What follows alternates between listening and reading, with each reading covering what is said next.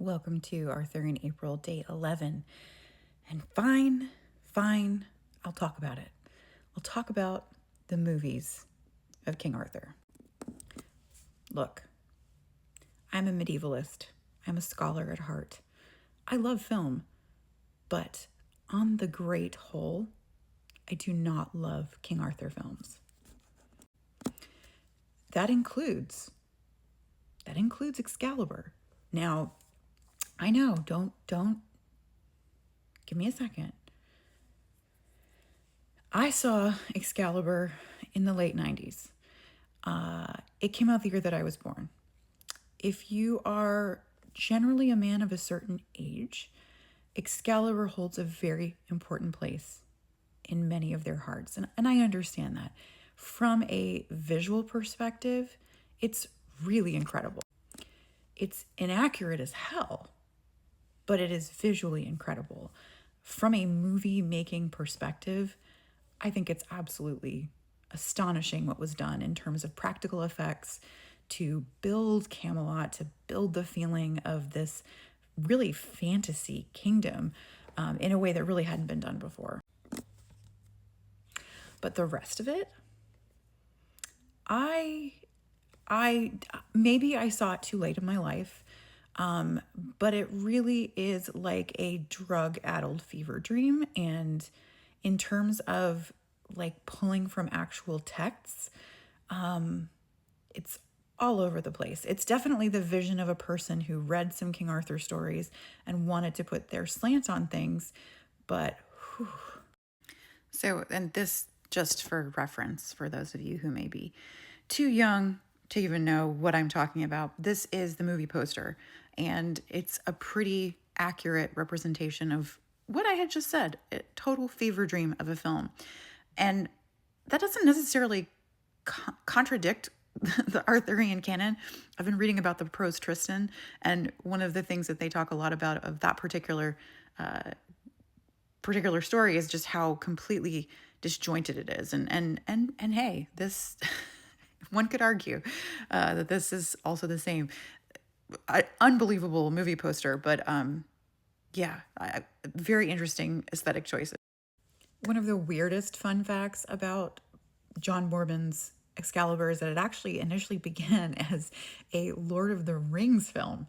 And when that didn't work out, they changed tack and ended up using the Mort Arthur, which we've talked about multiple times. And we will cover Thomas Mallory at some point as well. But despite the fact that it is full of some of the most incredible actors to ever grace the stage, I do feel like Nigel Terry as King Arthur is just woefully miscast.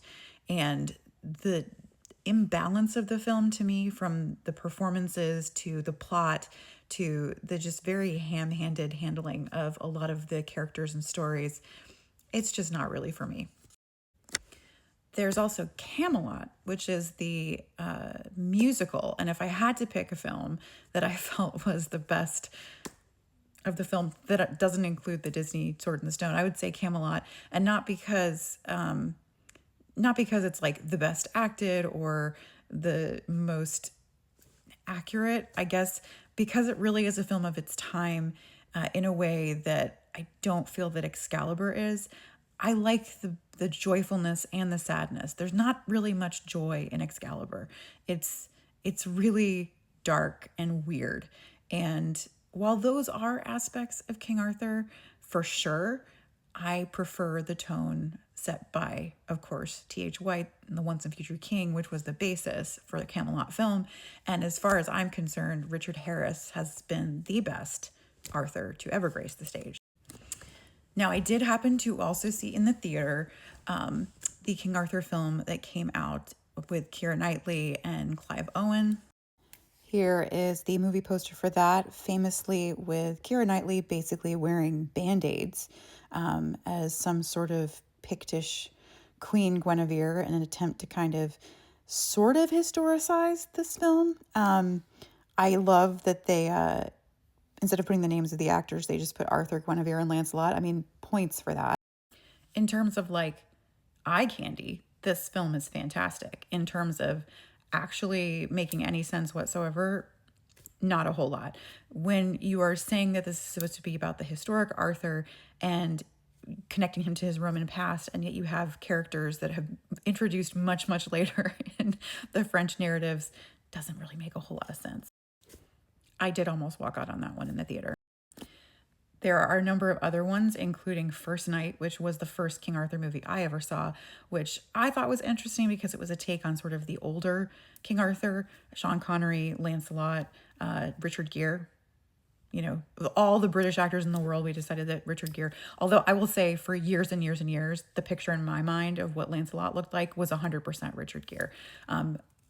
Interesting film, definitely not one of my favorites. And then there's Legend of the Sword. And to this day, I cannot wrap my head around that movie. Like, generally speaking, I love Guy Ritchie movies. I was so stoked for this. I thought Charlie Hunnam absolutely looks like Arthur, made sense to me, was pretty excited to see it, but somehow missed it, probably because I started seeing the reviews come out. There's that full movie poster for those of you who are into that sort of thing. So I watched King Arthur, Legend of the Sword on a plane, drunk, because I had just started traveling for work. This is about 8 years ago, and I did not know that when you have alcohol on a plane, it affects you much stronger than it does normally. That did not help. That did not help this film. I watched the whole thing somehow. Yeah, I absolutely, it's so bad. It's so bad on so many levels that it gets me physically uncomfortable talking. It's like Guy Ritchie got really stoned and read or listened to someone talk about King Arthur and then made a whole film about it. The fact that there is only one predominant woman in the entire film, and she doesn't even have a name. Her name is the Mage.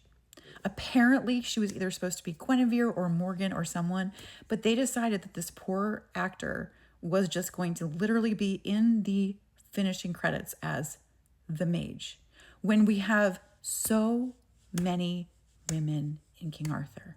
Not to mention, of all the knights in the world, we decide to name one of them Goose Fat Bill. Just because we feel like.